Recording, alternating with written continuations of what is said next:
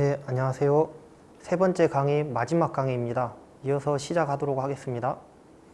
철학을 공부하는 10가지 방법, 이렇게 제가 제목을 가지고 왔습니다. 그러니까 철학을 어떻게 공부할 수 있을까? 특히 쉽게 우리가 시작할 수 있을까 하는 10가지 방법을 가지고 왔습니다. 근데 여기에서 다만 여러분들이 주의하셔야 될 것은 이 10가지 방법은 전문적으로 철학을 하는 사람들이 필요로 하는 방법이 아니라 여러분들처럼 처음을 시작하는 입장, 처음 입문하는 입장에서 어떻게 하면 철학을 어렵지 않게 접근할 수 있을까? 그러한 방법을 정리한 것입니다. 그러니까 첫 번째는 문제의식이 출발선이다. 이렇게 가져왔는데요. 문제의식이 어렵다면 그냥 나의 흥미, 나의 관심사라고 생각하셔도 좋습니다. 그러니까 내가 예를 들어서 저 같은 경우는 이랬습니다. 중학생 때 저희 할아버지가 돌아가셨거든요. 근데 저는 그 할아버지에 대해서 어렸을 때부터 같이 오랫동안 지내다 보니까 이제 할아버지에 대한 마음이 컸습니다. 그러다 보니까 이 할아버지의 죽음이 이 죽음이란 것은 무엇인가? 사람은 왜 태어나면 죽어야 되고 이 이별이라는 게 있어야 되는가? 이러한 생각이 제 문제의식이었습니다. 저의 관심사였습니다. 그래서 그것으로부터 철학에 대해서 공부를 하기 시작했습니다. 그럼 제가 어떤 철학책을 읽었을까요? 죽음에 관한 나와 있는 책들을 많이 읽었습니다. 그것처럼 여러분들이 그런 무거운 주제일 필요 없습니다. 여러분들의 관심사, 문제의식의 꿈이다. 그러면 꿈에 관한 다룬 그러한 철학책들을 읽으면 되고, 또 여러분들이 그냥 운동, 또 그냥 음악, 이런 게 나의 관심사다. 그러면은 그거에 관해 다루는 철학책들도 얼마든지 있습니다. 그러한 책들을 읽으면 됩니다. 그러니까 우리는 보통 권장도서가 학교마다 있지 않습니까? 서울대 권장도서 100권, 또 여러분들의 알맞는 청소년 시기에 읽으면 좋을 책들, 이러한 것들이 있지만은 그거에 그렇게 크게 구애받지 않기를 저는 바랍니다. 그러니까 책이란 것은 남들이 정해줄 수가 없습니다. 그러니까 남들이 마치 읽어야 될 책을 정해놓는다는 것은 여러분들에게 읽어야 할 가요를 정해놓는 것과 마찬가지입니다. 여러분들 취향에 따라서 여러 가지 음악 장르들을 즐길 수가 있는데 그거를 무시하고 여러분들은 어떤 음악을 봐라, 어떤 음악을 들어라, 그렇게 여러분들한테 강요할 수는 없지 않습니까? 그것도 또한 바람직한 것도 아닙니다. 그러니까 여러분들이 철학책을 공부할 때 본인의 그냥 관심사에서부터 시작을 하라, 이렇게 말씀을 드리고 싶습니다. 그리고 두 번째는 마음 가는 대로 읽어라, 또 이렇게 적어왔는데요. 그러니까 보통 철학책을 읽는데 순서가 있다고 합니다. 그러니까 여러분들이 그나마 많이 알 것 같은 공자, 중국 춘추 전국 시대의 고대, 훨씬 옛날이죠. 그때 공자라는 사람에 대해서 공부를 한다고 해봅시다. 그러면은 이렇게도 말할 수가 있습니다. 공자의 바탕에 있는 그 시대, 그 춘추 전국 시대라는 역사는 어떤 역사였는가, 그걸 알아야 된다고 할 수도 있고, 또 공자는 글을 한문으로 썼기 때문에 한문을 알아야 된다고 할 수도 있고, 또 공자와 대비되는 사상은 노자이기 때문에 노자를 알아야 된다고 쓸 수도 있고, 여러 가지가 있을 수가 있습니다. 그렇지만 그런 거를 하나하나 다 본다 보면은 언제 공자를 읽을 수가 있겠습니까? 물론 그대로 하면 가장 좋은 순서일 겁니다. 순서대로 하는 것이. 그러나 그 순서대로 다 지키면서는 공자를 읽을 시간이 되지 않을 겁니다. 하려다가 그냥 포기하게 될 겁니다. 그러니까 그런 순서에 구애받지 말고 그냥 여러분들이 마음 가면은 그 책부터 시작을 해보라, 그렇게 말씀을 드리는 겁니다. 물론 책만 여기서 국한되는 것은 아닙니다. 지금 여러분들이 듣고 있듯이 강의를 듣는 것도 큰 도움이 됩니다. 요즘은 지금처럼 온라인 강의가 많이 있기 때문에 온라인 강의를 듣는 것도 좋은 방법이 될 수 있겠습니다. 그리고 세 번째는 어려운 문장은 그냥 지나치는 것도 괜찮다, 이렇게 말씀을 드리고 싶습니다. 그러니까 우리가 어려운 문장을 접했을 때 영어 독해를 할 때 그렇지 않습니까? 그 문장을 해석을 해내야, 독해를 해내야 나의 영어 문장 실력이 늘어나겠지만 그 한 문장에 집착하다 보면은 영어 문제를 풀 수가 없습니다. 정말 중요한 문장이 아니고서는 그 문장을 지나치더라도 그 맥락을 통해서, 그 문맥을 통해서 그 글을 이해할 수도 있습니다. 그것처럼 철학책을 읽을 때 저도 지금도 그렇습니다. 이해가 안 되는 문장이 등장을 합니다. 그렇다고 해서 그 문장 하나 때문에 진도를 나가지 못하고 아 내가 이 문장을 해석해내야만 책을 더 읽을 수가 있어. 이렇게 생각만 한다면은 그 문장을 끝내 해석해낼 수도 있겠지만 그냥 거기서 포기하게 되기가 십상입니다. 그래서 여러분들은 책을 읽을 때 물론 자기 수준에 맞는 책을 골라야 되겠지만은 그런 책이라도 어려운 문장이 등장할 수가 있는데 그럴 때는 너무 거기에 얽매이지 말고 그냥 지나쳐도 괜찮다. 그렇게 시작하면서 차츰 실력이 늘어나게 되어 있다. 그렇게 말씀을 드리고 싶습니다. 그리고 네 번째로는 나의 생각과 다른 책을 읽어라. 이렇게 제가 적어왔는데요. 그러니까 우리는 그런 경향이 있습니다. 나와 나의 생각과 일치하는 것을 자꾸 찾아다니려고 합니다. 나와 다른 것은 불편하기 때문입니다. 그런데 어떨 때 발전을 하냐면은 익숙한 것이 아니라 익숙하지 않은 것, 나에게 불편함을 주는 것들을 접할 때 우리는 오히려 발전을 할 수가 있습니다. 계속 똑같은 것만 보면 그거는 반복입니다. 그냥 똑같은 사람이 될 뿐입니다. 여러분들이 고등학생인데 계속 고등학교에 관한 글만 배우면서 산다. 그럼 여러분들은 평생 고등학생의 수준에 머물게 됩니다. 하지만 여러분들이 대학생이 되는 학생들도 있을 테고 더 어른이 될 수 있는 것은 대학생으로서 갖춰야 될 것들을 접하고 어른으로서 갖춰야 될 것들을 접하고 이렇게 기존 것과 다른 새로운 것들을 접하면서 여러분들이 발전을 하는 겁니다. 그러니까 책을 읽을 때 물론 내 관심사에 맞는 책을 고르라고 했지만은 나의 생각과 일치하는 책을 읽기보다는 읽으면서 이거는 내 생각과 좀 다른 것 같은데 이거는 나랑 주장이 좀 다른데 좀 불편한데 이런 생각이 담겨있는 책들을 읽을 때 여러분들의 사고 체계는 사유하는 힘은 훨씬 더 발전할 수가 있습니다. 그런 익숙하지 않은 글을 볼 때 여러분 머릿속에서는 이런 생각이 듭니다. 이거는 틀린 것 같아. 이 글은 틀린 것 같아. 근데 이 글을 틀렸다는 것을 증명하기 위해서 여러분들 머릿속에서 근거를 찾아내기 시작합니다. 기존에는 그냥 직관적이라는 것은 생각 없이 복잡한 생각 없이 그냥 이거는 틀렸어. 이렇게 생각을 하다가 이거 왜 틀렸지? 이 사람이 막 근거를 대면 그 근거에 대해서 재반박을 하게 되고 책의 저자와 싸우는 과정을 겪게 됩니다. 그러면서 여러분들의 기존에 갖고 있던 생각에 근거가 풍부해질 수도 있고 반면에 자기의 생각이 작가의 생각으로 동화되면서 내 생각이 바뀔 수도 있는 겁니다. 그러한 변화를 통해서 발전할 수 있기 때문에 나의 생각과 다른 책을 읽어보아라. 이렇게 제가 써왔습니다. 그리고 다음으로 다섯 번째는 굳이 비판적으로 읽지 않아도 된다. 이 이야기를 가져왔는데요. 그러니까 여러분들이 어렸을 때부터 뭐 독후감을 쓰라든가 뭔가를 해올 때 그냥 그대로 수용하지 말고 비판적으로 쓰면은 더 점수가 높고 또 더 칭찬을 받는 경우가 있습니다. 옛날에는 비판하지 말라고 했지만 오늘날에는 비판을 하는 것을 주체적인 것으로 봅니다. 물론 좋은 것입니다. 비판하는 것은 정말 바람직한 태도입니다. 그러나 우리가 흔히 비판한다고 하면은 나의 생각을 그대로 고집한 채로 나와 다른 것들만 비판하게 되어 있습니다. 그럼 비판하는 실력은 늘겠죠. 그러나 정작 나 자신은 늘지 않게 됩니다. 나랑 다른 것을 보면서 충돌을 하면서 이게 성장을 해야 되는데 그게 아니라 나와 다른 것을 배척하게 됩니다. 계속 비판만 하다 보면은. 그러니까 비판 자체를 여러분들이 내가 반드시 이 책을 비판해야 되겠다 이런 생각보다는 이 책을 통해서 내가 배워야 되겠다 이런 생각을 가지고 임했을 때 훨씬 더 여러분들이 성장할 수가 있습니다. 그러니까 비판 교육에서 중요한 것은 남을 비판하는 것, 다른 생각을 비판하는 것보다 그러한 남이 나를 비판했을 때 그때 내가 수용할 수 있는 것, 그것이 정말 중요합니다. 그래서 다섯 번째를 이렇게 가지고 왔고요. 나머지 다섯 개를 이어서 보겠습니다. 여섯 번째는 좀 더 구체적인 팁인데요. 현대 오늘날 한국인이 쓴 해설서가 가독성이 높다. 이렇게 말씀을 드릴 수가 있습니다. 그러니까 공자, 플라톤이라고 한다면은 플라톤이 직접 쓴 책이 있습니다. 국가. 또 공자가 직접 쓴 건 아니지만 공자의 말을 당시에 직접 기록한 논어. 이런 책들을 여러분들이 직접 보는 것도 그럴 수만 있다면야 가장 이상적이지만 어렵습니다. 저도 사실 그런 책들을 바로 읽는 것은 익숙하지 않은 철학자들의 원전, 그런 번역된 바로 그 원서 자체를 읽는 것은 많은 힘이 듭니다.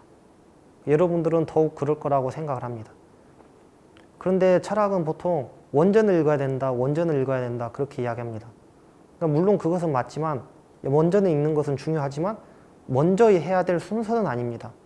순서와 중요도는 다른 것입니다. 중요하지 않은 것부터 시작해서 점점 중요한 것으로 갈 수가 있는 것입니다. 그러니까 가장 여러분들이 쉽게 시작할 수 있는 방법은 공자의 논어 그 자체를 읽는 것보다 공자의 논어를 오늘날 이 논어를 전공한 훌륭한 교수님들, 학자들, 작가들이 있습니다. 그 사람들이 쓴 해설서를 읽는 것, 그것이 여러분들에게 많은 도움이 될 수가 있습니다. 그분들이 현대 한국 그런 연구자들이 책을 쓸 때 허투루 쓰지 않을 겁니다. 자신들이 10년, 20년 동안 공부한 내공을 거기에다 쏟아서 책을 씁니다. 그거를 여러분들은 쉽게 친절한 그 글을 읽으면서 손쉽게 그거를 터득할 수가 있습니다. 그거를 무시한 채 나는 원전만 읽어야 된다. 데카르트가 한 그 말 자체만 읽어야 된다. 이렇게 주장한다면 현명하지 못한 태도라고 생각을 합니다. 그러니까 여러분들은 쉬운 책부터 시작을 하십시오. 또 7번째로 오해를 두려워하지 마라. 이렇게 가지고 왔습니다. 책을 읽으면 당연히 어렵습니다. 근데 이 읽을 때 내가 제대로 해석하고 있나? 내가 이해한 내용이 맞나? 이런 의문이 속에서 들 겁니다. 그거는 좋은 것입니다. 그러니까 그거 자체를 두려워해서는 안 됩니다. 내가 이해할 수 있는 것만 읽겠다. 쉬운 책만 읽겠다 해서는 발전이 없습니다. 쉬우면서도 어려운 문장들이 나왔을 때 지나치기도 하라고 제가 말씀드렸지만은 그때 그냥 이렇게 생각할 수 있습니다. 이거는 이런 내용일 것 같아. 이러고 그냥 지나가도 괜찮다는 겁니다. 오해할 수 있다는 겁니다. 실제로 철학의 역사에서는 오해를 한다는 것이 마냥 나쁜 것만으로는 취급되지 않았습니다. 물론 나쁜 의도를 갖고서 일부러 상대방의 의견을 곡해하는 것, 왜곡하는 것은 물론 부당한 태도이지만은 공부를 하다 보면은 실제로는 작가가 이런 의도로 쓴 건 아니지만 내가 다른 생각을 갖고서 해석을 할 수 있지 않습니까? 쓰는 건 작가의 몫이지만 해석하는 건 독자의 몫입니다. 그렇기 때문에 작가가, 철학자가, 그 사상가가 쓴 본래 의도가 아니라 할지라도 실제 학계에서 통용되는 학설이 아니라 할지라도 내가 그거를 읽으면서 공부하면서 나만의 생각을 가질 수 있습니다. 그것이 오히려 창의적일 수도 있습니다. 그렇기 때문에 오해를 두려워하지 마라. 여러분들은 고등학생이기 때문에 여러분들 충분히 오해해도 괜찮습니다. 글을 읽으면서 철학자들의 글을 읽으면서 자기만의 스타일로 해석을 해보는 것이 여러분들의 사유체계를 발전시키는데 훨씬 도움이 될 수가 있는 것입니다. 다음으로 배운 것을 활용하라. 이렇게 제가 가지고 왔습니다. 이 공부를 했는데 그거를 단순히 그냥 암기하는 지식으로만 남겨두는 것이 아니라 직접 실천을 해보는 것입니다. 그러니까 행복하기 위해서 비교하지 말라. 이런 걸 읽었다면은 그걸 오늘 한번 실천해 보는 것입니다. 비교하려는 마음이 들 때, 그래, 내가 비교해서 뭐 하겠어. 이런 생각을 한번 가져보는 것입니다. 실천이라는 게 거창한 게 아닙니다. 그냥 한번 해보는 겁니다. 그렇게 이게 작은 걸 배웠더라도 한번 실천을 해보는 것, 완벽하게 성공하지 못하더라도 시도했다는 것 그 자체만으로도 충분히 가치가 있습니다. 그리고 9번째로 밑줄과 메모를 활용하라. 이렇게 제가 써왔습니다. 그러니까 제가 철학책을 읽으라고 하면은 많은 분들이 이러한 어려움을 호소합니다. 책을 읽고 나서 남는 게 없습니다. 책을 읽을 때는 그렇구나, 좋은 말이구나, 이렇게 생각을 할 수 있구나 하고 생각이 들지만 정작 책장을 덮고 나면 아무 기억이 안 난다는 것입니다. 그럴 땐 어떻게 해야 될까요? 사실 그거는 당연한 겁니다. 저도 그렇습니다. 저도 책을 읽을 때는 머리에 남는 것 같은데 다 읽고 나면은 까먹습니다. 그래서 여러분들 공부를 하듯이 그 책의 밑줄을 긋고 또 메모를 그때그때 생각나는 것들을 책에 메모를 하고 이렇게 하는 것이 정말 중요합니다. 그렇게 했을 때 여러분들은 그렇게 한 권을 읽고 나면은 다음번에 읽을 때는 그 책을 다 일일이 처음부터 봐야 되는 수고로움 없이 여러분들이 밑줄 쳐놓고 메모해둔 부분만 읽으면 다시 책 한 권을 읽은 것과 같은 효과를 낼 수가 있습니다. 그렇기 때문에 밑줄과 메모를 활용하라. 이렇게 말씀을 드렸고요. 마지막으로 하루 5분으로도 시작하자. 그러니까 책을 읽는다, 특히 철학책을 읽는다 하면은 뭔가 따로 시간을 1시간 할애해서 2시간 딱 정돈된 자세에서 바람직한 자세로 신중하게 조용히 읽어야 될 것 같은 느낌이 들지만은 그렇지 않습니다. 여러분들 스마트폰 할 때를 생각해 보십시오. 여러분들이 스마트폰을 할 때 아, 나는 하루에 잠자기 전에 몇 시간 하겠다. 뭐 이렇게 정해놓고 하는 사람들은 적지 않을 겁니다. 아마 스마트폰을 너무 많이 하기 때문에 절제하기 위해서 시간을 정해놓는 경우도 있겠지만은 대부분의 사람들은 걸어가면서 스마트폰 하고 밥 먹으면서 스마트폰 하고 잠자기 전에 하고 아침에 준비하면서 잠깐 스마트폰 쳐다보고 근데 이러한 시간들이 쌓여서 여러분들이 스마트폰을 아주 많은 시간 하게 되는 겁니다. 그 시간을 아주 잠깐만 독서에 할애한다고 생각하면 됩니다.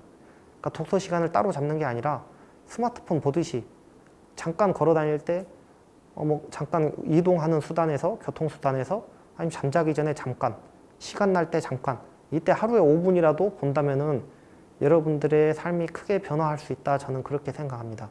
너무 거창하게 생각할 필요가 없습니다. 하루에 5분만 두 문장 읽고 그 두 문장을 5분만 틈을 내서 그걸 생각해 보고 그거를 잠깐 실천해 보고 그것만 해도 여러분들은 삶이 엄청난 변화를 겪을 수 있다. 앞에서 철학의 7가지 효과를 말씀드렸습니다. 그 7가지 효과를 어느 정도 누릴 수 있다. 그렇게 말씀드릴 수가 있습니다. 이렇게 철학은 왜 공부해야 되는가? 철학을 공부하는 방법은 무엇인가? 이 두 가지를 중점으로 말씀을 드렸는데요. 그러면 이렇게 생각할 수가 있습니다. 철학은 여러분들이 지금 고등학생의 경우 윤리를 배우고 있는데 윤리를 가르치는 선생님들은 뭐 대학교에서 철학을 전공했거나 혹은 사범대학교에서 윤리교육과를 나왔거나 어쨌든 철학을 공부하신 분들입니다. 또 여러분들이 개인적으로 이미 철학에 대해서 뭐 유명한 교수들이나 그런 학자들, 작가들의 강연이나 책을 읽은 분들이 있을 겁니다. 근데 이렇게 생각할 수 있습니다. 근데 철학에 7가지 효과가 있다 했는데 우리 선생님 안 그런 것 같은데? 우리 도덕선생님은 별로 통찰력도 없어 보이고 학생들 차별하는 것 같고 그래 보이는데? 그렇게 생각할 수가 있습니다. 저도 대학에서 철학을 공부하고 철학을 공부한 사람들을 많이 만나면서 정작 저 사람들은 철학과 무관한 삶을 사는 사람들을 아주 많이 봐왔습니다. 제 스스로도 제가 이 7가지의 효과를 가지고 있다 이렇게 장담할 수 결코 그럴 수 없습니다. 저도 많이 부족하고 너무나 부족한 사람들을 많이 봐왔습니다. 그러면 이 7가지의 철학 효과라는 것은 틀린 말인가? 그렇지 않습니다. 그러니까 저는 이거를 또 비유를 하자면 키높이 구두에 한번 비유를 해볼 수 있을 것 같습니다. 키가 160cm인 사람이 5cm 키높이 구두를 신는다 해서 갑자기 키가 190, 180이 되지 않습니다. 그러나 확실한 것은 지금 자신의 키보다는 커진다는 것입니다. 그러니까 기존에 자기가 살아온 방식과 습관이 있습니다. 그거를 철학을 한다 해서 갑자기 통찰력 있는 사람, 실천력 있는 사람, 논리적인 사람이 되는 것은 아닙니다.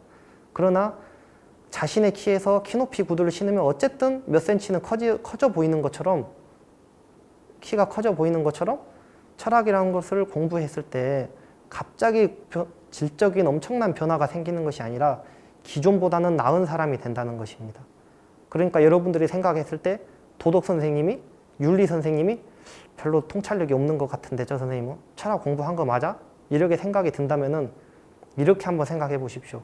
아, 저 선생님은 철학을 공부하기 전에는 더 별 볼 일 없었는데 철학을 공부하면서 그 정도 된 거구나 이렇게 생각해 볼 수가 있는 겁니다. 그러니까 철학이라는 것을 엄청난 질적인 변화는 주는 건 아니지만 어쨌든 간에 철학을 하면서 변화할 수 있다. 그런 말을 여러분들에게 드리려고 하는 것입니다. 그럼 이제 시간이 조금 남았는데 많이는 하지 못할 것 같습니다. 철학 공부를 한번 맛을 보려고 합니다. 그러니까 제가 주제를 수양으로 가지고 왔습니다.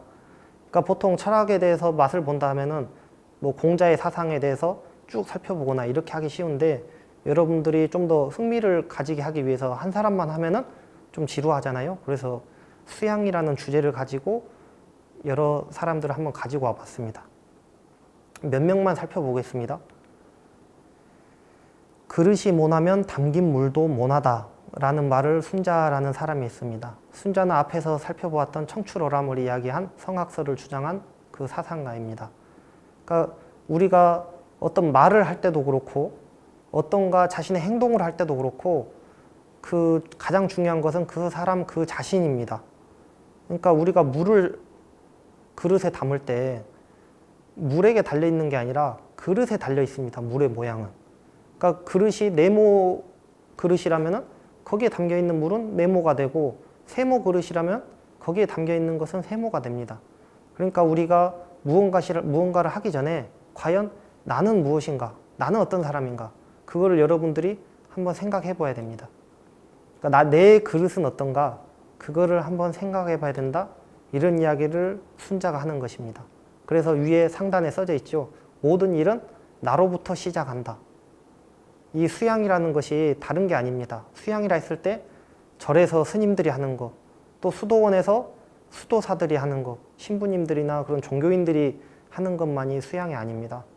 그러니까 여러분들은 중학교 때 도덕을 배우고 또 고등학교 때 윤리라는 이름으로 철학을 접하다 보니까 철학이라는 것을 단순히 착하게 살라는 것으로 오해하기 쉽습니다. 그러나 철학은 단순히 착하게 사는 것이 아닙니다. 오히려 착하게 안 사는 것이 철학입니다. 그래서 이 해능이라는 철학자는 이렇게 이야기합니다. 선, 악, 착하고 나쁜 것, 선도 생각하지 말고 악도 생각하지 마라. 그럴 때 본래 당신의 얼굴은 참 모습은 무엇인가? 이렇게 질문을 던지는 것이 철학입니다. 그러니까 이러한 문장을 여러분들이 철학에서 철학책을 읽으면서 접했다. 그랬을 때 하면서 기존과는 다른 생각을 느낄 수가 있는 겁니다. 내가 알기로는 도덕적으로 살고 착하게 사는 게 최고라고 내가 들었는데 그래서 내가 사실 철학이나 이런 거 별로 안 좋아했었는데 그런 게 아니네? 하고 생각이 들 수가 있습니다. 그러니까 왜 선하게도 살지 말고 악하게도 살지 말라고 하느냐면은 악하게 살지 말라고 하는 것은 여러분들이 제가 굳이 설명하지 않아도 이유를 알 겁니다. 근데 선하게 착하게 살지 말라고 하는 이유는 착하다라는 무엇이든지 간에 착하다는 것이라도 도덕적인 것이라도 하나의 기준, 잣대를 놔두고 여러분의 삶을 재단하지 말라는 것입니다. 그러니까 여러분들은 각자의 삶을 살아야지 착한 삶, 도덕적인 삶, 그 하나를 놔두고 여러분들이 거기에 맞춰가면서 살지 말라는 것입니다. 그러니까 도덕이란 게 좋은 것이 아닙니다. 도덕은 나쁜 것일 수가 있습니다. 예를 들어 조선시대를 보겠습니다. 조선시대에 칠거지약이라는 것이 있었죠. 칠거지약이라는 것은 그러니까 여자가 이러한 행동을 했을 때는 7가지 행동을 했을 때는 쫓아내도 된다. 때려도 된다. 이런 내용입니다. 그러니까 그 내용들이 지금 생각했을 때는 아무 정말 가치가 없고 불필요한 이야기들입니다. 잘못된 이야기들입니다. 그러나 그 당시 사람들은 조선시대 사람들은 그것이 도덕이라고 믿고 살았습니다. 조선시대에는 불과 몇십 년 전만 해도 여성은 집안일 해야 된다. 바깥일 하면 안 된다. 또 여성은 남성을 잘 내조해야 된다. 그게 여자 아내의 덕목이다. 그거를 도덕이라고 믿고 살았습니다. 그거를 학교에서도 이제 신사임당, 우리 5만원권에도 있죠. 그런 현모 양처를 여성으로서 해야 될 자세, 이렇게 가르쳤습니다. 남자 또한 마찬가지입니다. 남자는 예를 들어서 나는 요리를 하고 싶은 사람이다. 그렇지만 옛날 같아서는 무슨 남자가 부엌에 들어오느냐 이런 이야기를 들었을 겁니다. 그게 도덕으로 생각되던 시대였습니다. 그러나 오늘날 현대를 살아가는 우리는 그것이 정말 바람직한 것이 아니었다는 것을 알게 됩니다. 조선시대에 그러한 남자, 여자의 도덕을 지키면서 살았던 사람이 그 당시에서는 그냥 아무 문제 없이 잘 살았던 사람으로, 좋은 사람으로 평가받을 수 있겠지만 오늘날 우리의 눈으로 봤을 때는 결코 그 사람들은 좋은 삶을 살지 않았다. 그렇게 우리가 평가할 수가 있습니다. 그렇다면 오늘날은 어떻겠습니까? 오늘날 도덕에는 문제가 없겠습니까? 우리가 100년 뒤 우리 후손들이 봤다면은 우리가 지금 도덕이라고 철석같이 믿고 있는 것도 정말 도덕이 아닐 수가 있습니다. 그렇기 때문에 우리는 도덕적으로만 살려고 해서는 안 된다는 것입니다. 물론 그렇다 해서 나쁘게 살라는 것도 아닙니다. 제가 하고자 하는 말은, 이 해능이라는 사상가가 하고자 하는 말은 여러분들이 선하게도 살려고 하지 말고 악하게도 살려고 하지 말고 여러분다운 삶을 살아보아라. 나 자신다운 삶을 한번 여러분들이 직접 개발해서 개척해서 그 삶을 살아보아라. 자신의 그것이 참모습이다. 본래 얼굴이다. 이런 이야기를 하는 것입니다. 이 서함이라는 사상가는 이어서 이렇게 이야기합니다. 서함은 매일 자신에게 주인공 하고 부른 후에 네 하면서 자문자답을 했습니다. 자기가 묻고 자기가 대답을 했습니다. 또 자기 스스로에게 깨어 있어야 되네 하고 네 하고 대답을 하는 것을 매일 아침마다 일어나서 했다고 합니다. 이게 무슨 행동인가 하고 생각하실 수 있습니다. 그러나 이것은 다짐을 하는 겁니다. 각성을 스스로 하는 겁니다. 내 삶의 주인공이 나라는 것을 내 삶의 주인공은 부모님이 하라는 대로 해서 그렇게 사는 것도 내 삶의 주인으로 살아가는 태도가 아니고, 학교의 선생님이 이렇게 살라고 해서 내가 그대로 살아가는 것이 나의 삶의 바람직한 태도도 아니고, 내 친구가 하는 것이 멋있어 보이니까 그냥 그 친구를 따라서 사는 것도 내가 주인공으로서 살아가는 태도가 아닙니다. 여러분들도 주인공으로서 자기 삶을 살아야 된다는 것을 많이 알고 있을 겁니다. 그러나 정작 그렇게 살기는 쉽지가 않습니다. 남들한테 휩쓸려 가기가 쉽습니다. 이 서함이라는 사상가 또한 옛날 사상가입니다. 이 서함이라는 사람 또한 그랬을 겁니다. 그러니까 자기 스스로 매일 아침마다 내가 주인공이다. 남한테 흔들려서는 안 된다. 남한테 속아서는 안 되고 늘 나는 내 자신이 주인공이라는 것을 알고 깨달아야 된다. 그거를 자기 스스로에게 항상 다짐을 한 것입니다. 그러한 태도가 직접 이거를 여러분들 아침마다 해볼 수가 있겠죠. 물론 옆에 다른 사람이 있다면은 뭐 하는 거야 이렇게 생각할 수 있으니까 혼자 있을 때 한번 해보시기 바랍니다. 이제는 서양 사람입니다. 또 현대 사람인데요. 불과 몇십 년 전에 동시대를 살았던 사람입니다. 아마 여러분들과는 살짝 거리가 있겠죠.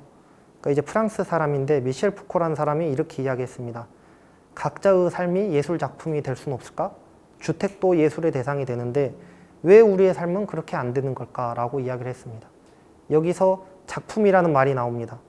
작품, 그거는 제품과 반대되는 말입니다. 제품이라는 것은 공장에서 찍어내는 획일화된 것이 제품입니다.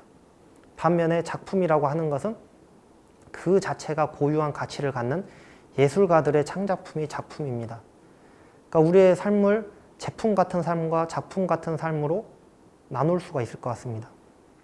제품 같은 삶은 제가 누누이 이야기했듯이 남들이 하는 대로 하는 것, 사회가 정해진 대로 그 루트대로 살아가는 것, 그게 제품이 되는 삶이지만 작품이라는 것은 내 스스로 고유한 가치를 갖고 살아가는 것, 그게 작품입니다.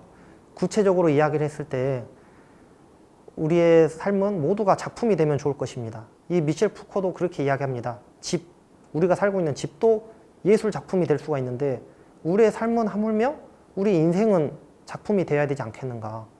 그러면은 당장 여러분들 부모님들이 여러분을 작품으로 대해주는 것이 가장 좋을 겁니다. 여러분들한테 똑같이 학원가, 똑같이 학교가, 똑같이 이렇게 살아 이렇게 하는 게 아니라 여러분들이 살 수 있는 대로 여러분들이 살고 싶은 꿈을 지지해주는 부모님이 작품같이 여러분들을 대해주는 것이겠죠. 학교에서도 마찬가지일 겁니다. 하지만 그건 쉽지가 않습니다. 남들이 결국 부모님도 선생님도 내가 아닌 남입니다. 그분들이 여러분을 작품으로 대해주는 게 좋지만 그거는 쉽지가 않습니다. 그럼 어떻게 해야 되느냐? 내 자신부터 스스로 자기 자신을 작품으로 여기는 삶을 살아야 됩니다. 그러니까 남들한테 똑같이 맞추려고 하지 말고 자기만의 그런 길을 찾아볼 수 있는 것입니다. 그리고 노자는 다시 중국 고대의 사상가입니다. 이 사람은 이렇게 이야기했습니다. 세상보다 자신을 사랑한다면 세상을 맡길 수 있다.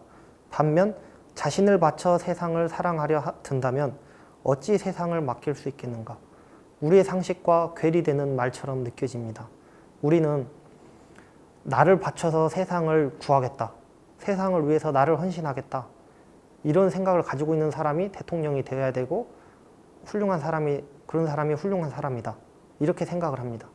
그러나 노자는 그렇지 않다고 이야기합니다. 오히려 세상보다 자기 자신을 더 사랑할 줄 아는 사람이라야 그 사람이 대통령이 돼야 되고 국정을 책임져야 된다. 이렇게 이야기를 합니다. 그 이유가 무엇일까요? 얼핏 봤을 때 세상을 나보다 더 사랑하는 사람이 정말 대단한 사람 같아 보이지만 그 사람은 나보다 세상을 앞세우기 때문에 다른 사람에게도 너보다 세상을 앞세워 이렇게 할 가능성이 높습니다. 희생을 강요할 가능성이 높습니다. 내가 나라를 위해 희생하듯이 너도 나라를 위해 희생해 이렇게 말할 가능성이 높고요.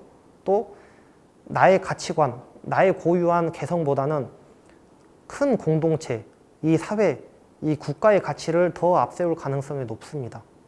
반면에 세상보다 자기 자신을 더 사랑하는 사람은 자기 자신의 고유한 가치를 아는 것처럼 다른 사람 역시 소중하다는 것을 아는 사람입니다. 그러니까 하나의 동떨어진 국가가 있는 것이 아니라 그 국가는 시민들로 구성이 되지 않습니까?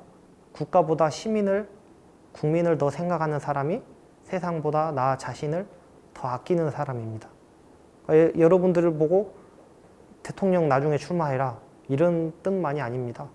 여러분들이 앞으로 어떤 공동체에서 학교에서도 그렇죠. 학교에 뭐 회장을 맡든 또 그것이 아니더라도 앞으로 동아리를 여러분들이 만들어서 동아리에서 참여를 하든 여러 가지 여러분들이 살아가면서 그 집단, 그 단체를 앞세우기보다는 자기 자신의 고유한 가치를 깨닫고 그거를 다른 사람의 가치도 충분히 소중하다. 그거를 알 수 있는 사람이 되어야 된다. 그거를 노자가 이야기하는 것입니다. 이 5가지를 살펴보았는데 이 5가지는 여러분들이 뭔가 다 사람들이 다릅니다. 뭐 소암, 해능, 노자, 또 순자, 또 서양의 미셸 푸코까지 이야기를 했지만은 다 일관된 이야기를 하고 있습니다. 제가 주제를 수양으로 가지고 왔죠. 그러니까 수양이라는 것은 도덕적으로 살아가는 것이 아니라 나 자신을 잘 경영하는 것이다. 나 자신의 삶을 잘 로드맵을 가지고서 잘 설계를 해나가는 것이 그게 중요하다는 게 이야기하는 겁니다. 그렇게 자기의 꿈을 이렇게 정해놓고 자신의 길을 정해놓은 사람은 잘 자란 욕심들, 그것에 구속되지 않습니다. 그러니까 여러분들이 정말 이제 제대로 된 또 여러분들이 스스로 지금도 늦은 게 아니거든요. 그러니까 여러분들이 그런 꿈을 갖고서 살아간다면은 그게 여러분들에게 큰 도움이 될 것이고 그 방법으로서 그 여정에 철학이 함께 할 수가 있다. 그거를 이야기하는 겁니다. 또 아마 이 강의를 듣는 대부분의 학생들은 아마 생활과 윤리, 윤리와 사상을 많이 학교에서 들을 것이고 수능 과목으로도 많이 볼 것입니다. 근데 그때 오늘날 교육체계는 어느 정도 여러분들이 느끼겠지만 문제점들이 분명히 있습니다. 제가 보기에도 이 윤리 교과서에는 너무 많은 사상가들이 등장합니다. 그 사상가들을 여러분들이 다 공부를 하느라 너무 힘들 것이고 오히려 철학에 대한 반감이 들기 십상입니다. 그러나 그것들을 공부하면서 이제 쉽진 않겠지만 여러분들의 삶을 한번 적용해보는 연습을 할 수 있다고 생각을 합니다. 여러분들이 당장에는 그 지금 배우는 철학자들이 사상가들의 이야기가 별 쓸모없는 것처럼 느껴질 수 있지만 그것이 분명 여러분들에게 큰 도움이 될 수 있다. 그렇게 저는 생각을 합니다. 이제 이걸로 강의를 마치고자 합니다. 여러분들이 지금 골든벨에 참여하기 위해서 이 강의를 듣고 있는 것으로 알고 있는데 제가 여러분들에게 모두 1등이 되라고 말할 수가 없습니다. 왜냐하면 1등은 한 명 정해진 것이고 여러분들이 다 1등을 한다면은 그거는 골든벨 문제 출제 자체가 잘못된 거지 않습니까? 그러니까 여러분들한테 다 좋은 성적이 있기를 바란다고 하는 그런 하나마나한 이야기는 하기가 어렵습니다. 여러분들이 이 자체로 즐겼으면 좋겠다. 그런 이야기가 더 현실적으로 여러분들에게 도움이 되지 않을까 생각을 합니다. 예, 이상으로 강의를 마치고요. 밑에 제 메일 주소를 적어놨습니다. 그러니까 여러분들이 강연을 듣고 혹시나 질문, 또 뭔가 하고 싶은 말이 있다, 또 비판하고 싶다, 마음에 안 든다 이런 이야기들이 있으면 저한테 보내주시면 좋겠습니다. 예, 이상 마치겠습니다. 수고하셨습니다.